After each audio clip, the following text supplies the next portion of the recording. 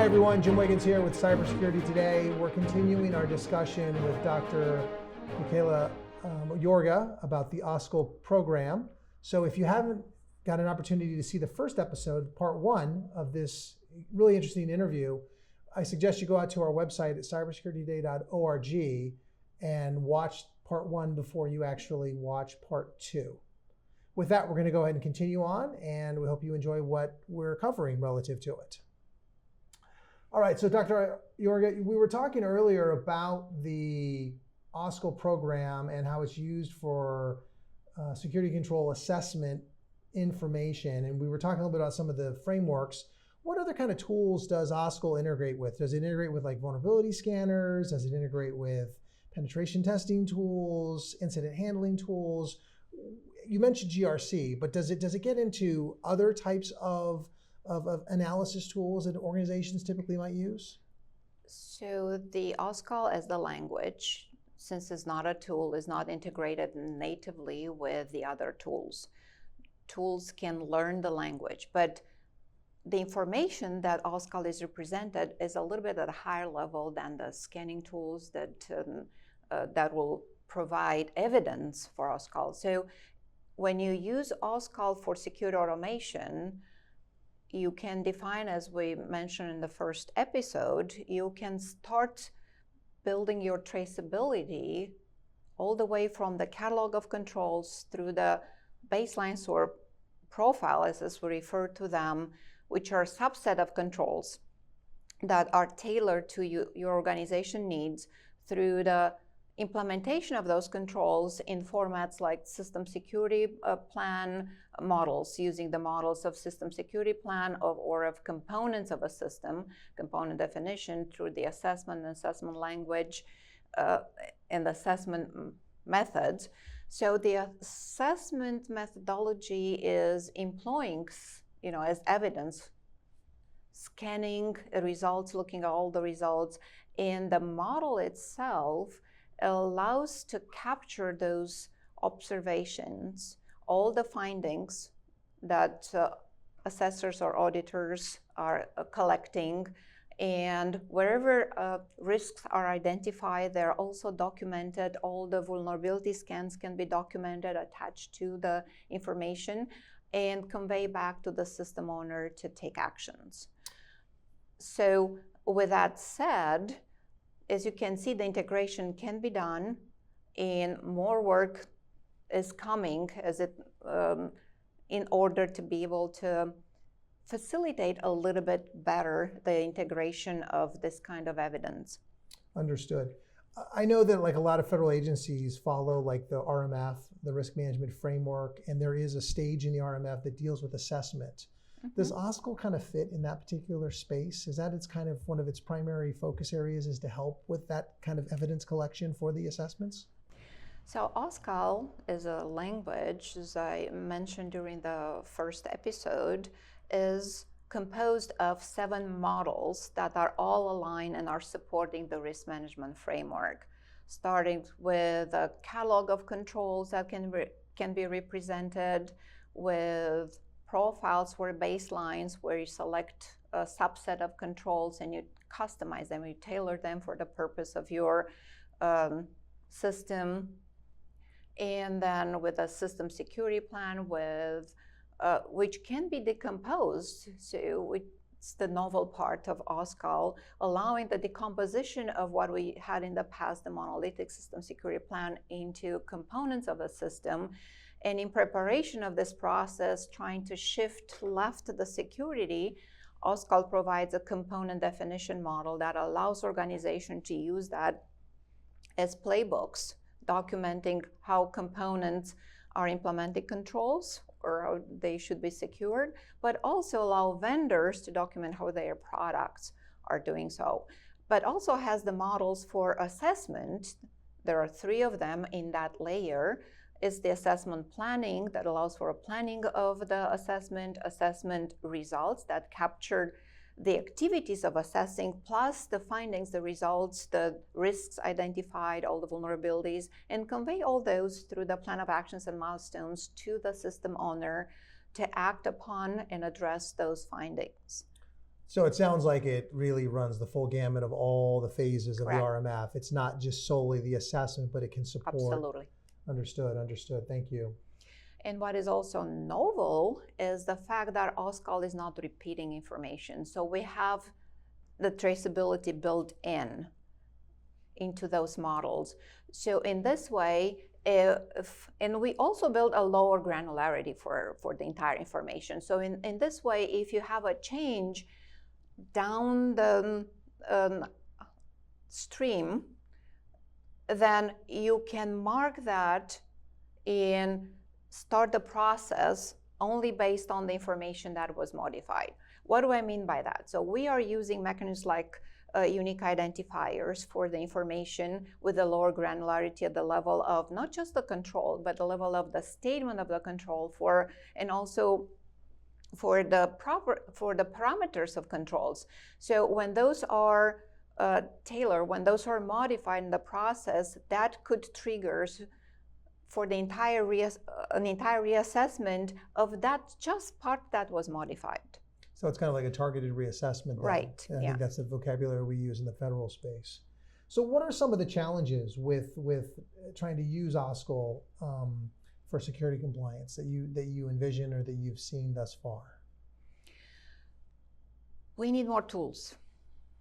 And because our team is focusing on developing the models and supporting in enhancing the models and generating new models for the community's use, we need help from the community to develop tools that know OSCAL, that learn OSCAL, to be able to allow users to generate this kind of information in machine-readable format in an easy way, in a human-friendly way. So we need editorial tools, and we need the next generation GRC tools that are able to speak the language, and once they do so, they can consume information related to different regulatory frameworks. Understood.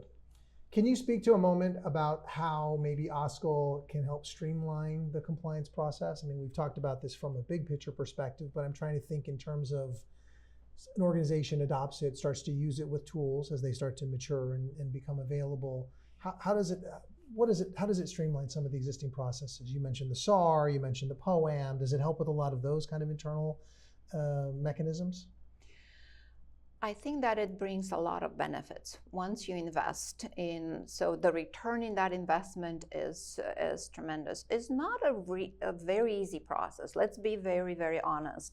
And the reason why it's not is because we were used with human-driven processes. And when you have a human-driven process for assessment, there is a lot of documentation in spreadsheets, in Word documents that are bundling information, in allowing humans to process that and maybe mentally decompose it to be able to complete the analysis, the assessment.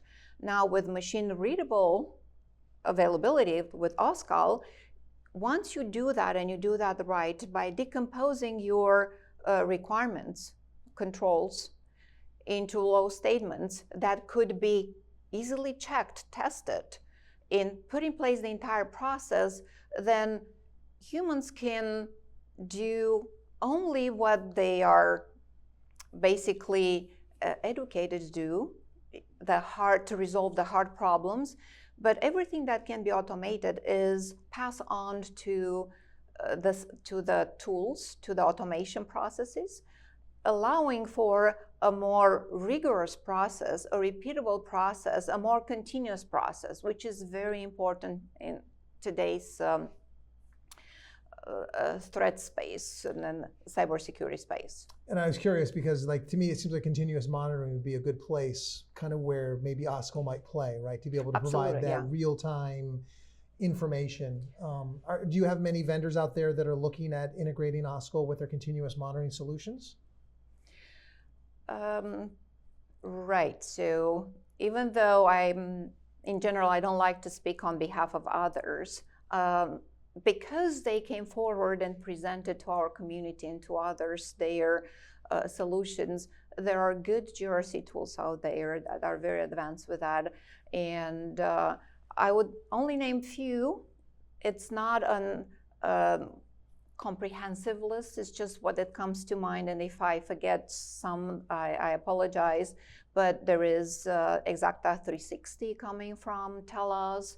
It's RegScale that is very advanced. Is DRT Solutions, I believe, is the tool called. And there are many others. Now we had AWS that provided the very first system security plan in OSCAL last year to FedRAMP. Google Cloud is also adopting OSCAL, and they introduced their approach to our community. So as you can see, it's not just us within the government space. There are private sector entities that are adopting OSCAL, and I mentioned on the first episode about some other efforts, in particular the ones in Europe, the pilot that is run in Europe under the name of Medina. Understood, understood. So we've talked about other standards, ISO 27000, COBIT.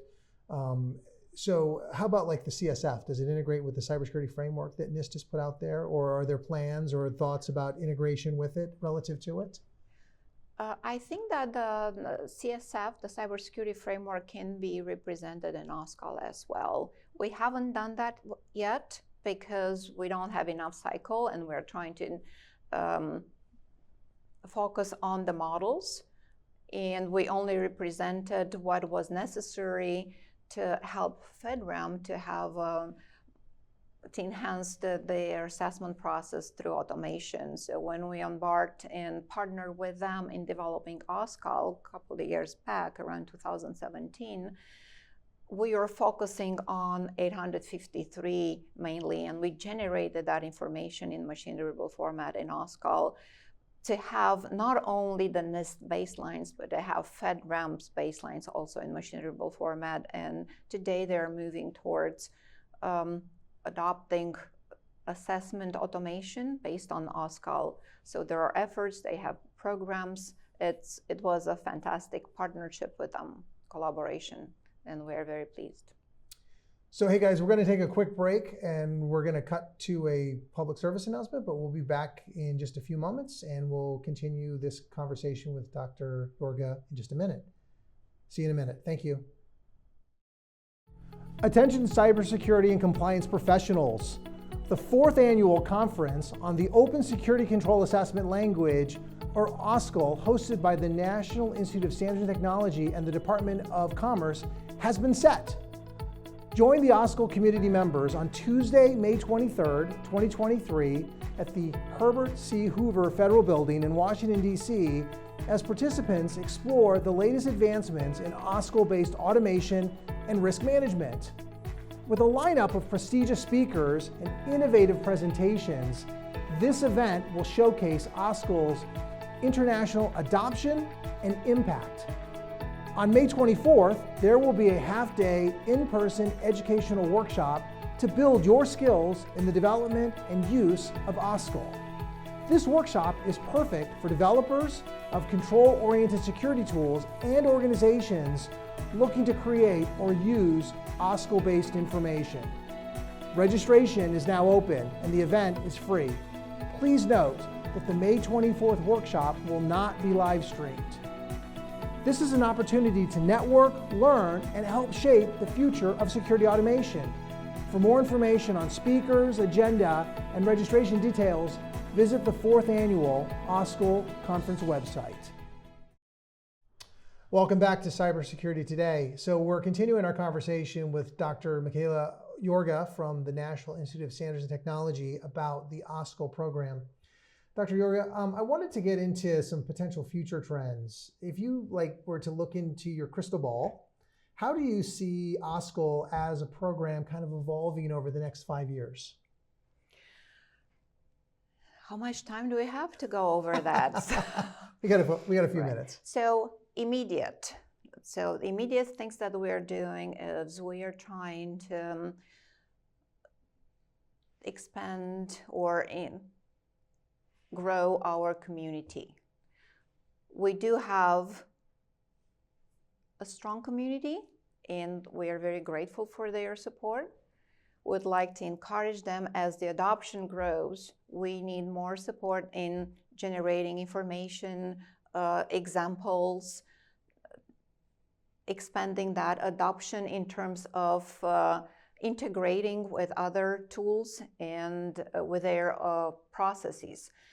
In terms of what we are doing in NIST and what we are planning on continuing is focusing on some of the feedback that we're receiving from the community and identifying their needs on being able to expand and properly implement OSCAL.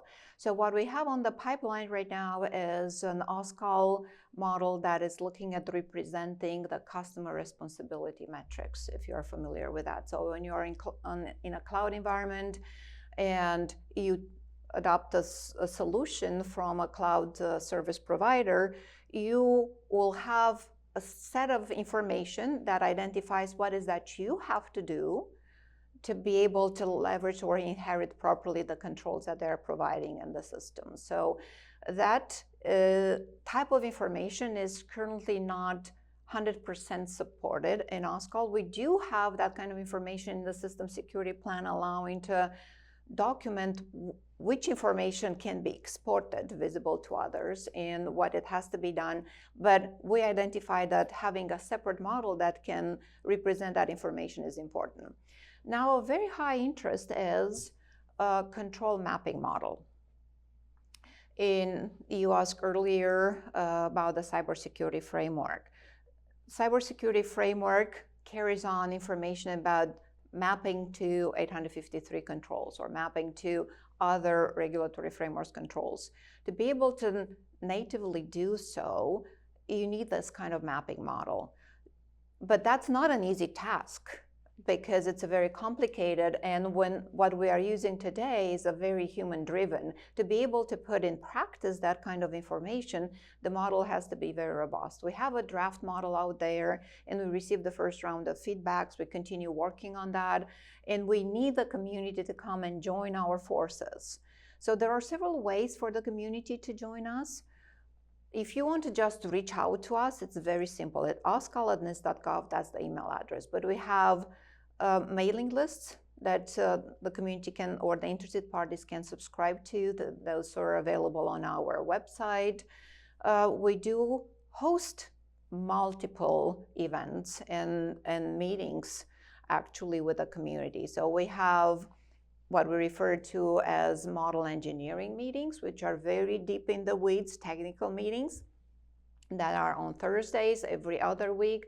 We do have research-oriented meetings with the community or identify topics like and share the progress made with the research topics like the control mapping model or the customer responsibility metrics model. We do have OSCAL 101 because we want to expand our community.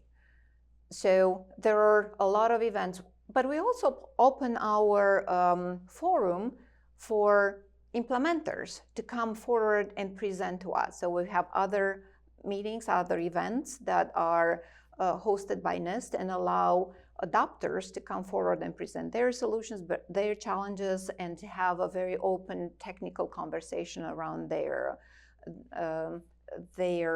adoption of OSCAL and provide feedback. So it sounds like you've really trying to engage the community on a kind of a holistic, bring everybody to the table and get all the necessary hands on deck, so to speak.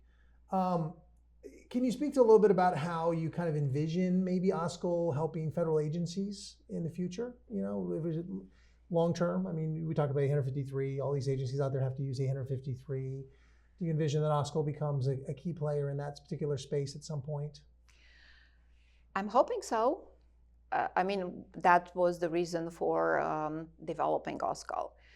What started as a means to help agencies to better adopt cloud solutions, cloud services, to have FedRAMP do a faster assessment of cloud service providers, it demonstrative being a solution, OSCAL is a language that supports automation regardless of the type of system. So you can use OSCAL for your on-premises systems. You don't have to be in the cloud to leverage OSCAL for security automation. But the first and the lowest hanging fruit is actually through FedRAMP that allows them to validate the content of the packages. And I do not speak on behalf of FedRAMP, but working with them, we know that those are things that are available today, and then they continue to work towards building the tools that supporting an entire process. We definitely need to have more third-party assessors coming forward with assessment tools that are, or third-party assessors that can use this next generation of GRC tools. Understood. And just for the audience, can you define what FedRAMP represents? Just in case we have people like, I've never heard of that before, but maybe just so we're using an acronym. Federal Risk Management and Assessment Program. It's managed under General Service Administration, and is the program that is provisionally assessing the cloud service providers for government agencies' use. I meant provisional because there is government agencies' responsibility to review that provisional authorization to operate and convert that into an agency authorization to operate. Understood. But the concept was assess once and use multiple times to reduce the cost and the time that takes for government agencies to demonstrate FISMA compliance and be able to adopt cloud solutions. Makes sense. Last couple questions I had for you, or time is just ticking by so fast. How can viewers learn more about you and reach out if they have additional questions? I know that you mentioned the email address, oscal.nist.gov. Is that the best way to reach out, or are there other venues? That's absolutely the best way, and easiest to remember because there's an entire team behind that email. It's not just me.